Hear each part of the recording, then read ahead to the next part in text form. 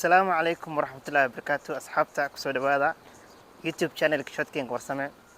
aniga horaan waxa sidaan idinku sheegay waxaan ahay waxaan qabi jiray waxa loo yaqaano social anxiety intaan youtube aan bilaabin haddana waa arkaysiin kulay dad gadaasheeda maraya wax iska duubanaya kaameradana kama cabsado marka waxaan rabaa inaan idin wadaago maanta dad waxaa jira bulshada Soomaalida horta waxaan maqli jiray xaasid uu jira laakiin maalinka xaasid inuu jira inaan arkay waxa markii aan social media aan soo galay marka waxa waaye dadaal walba aad sameynaysid mise wax walba aad rabtid inaad sameyso ma weynaysid dad ku nijibiyo ama dad dhaliil leh ku raadinayo marka dadka noocaas ah waxay wajiib badan leeyihiin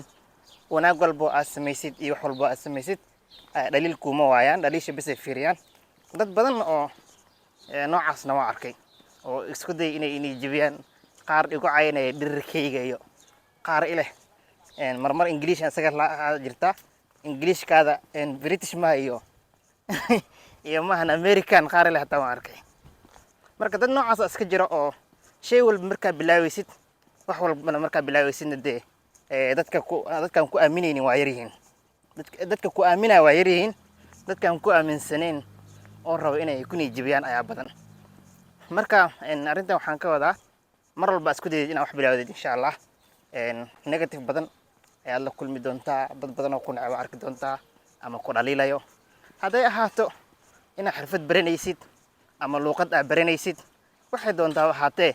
ama content creation aad bilaawaysid dadka kugu dhaw laga inay ku nijibiyaan marka waxaan leeyahay guys waxaas dhig ha u dhigina kana yaaca anigana subscribe-kiigu dadaala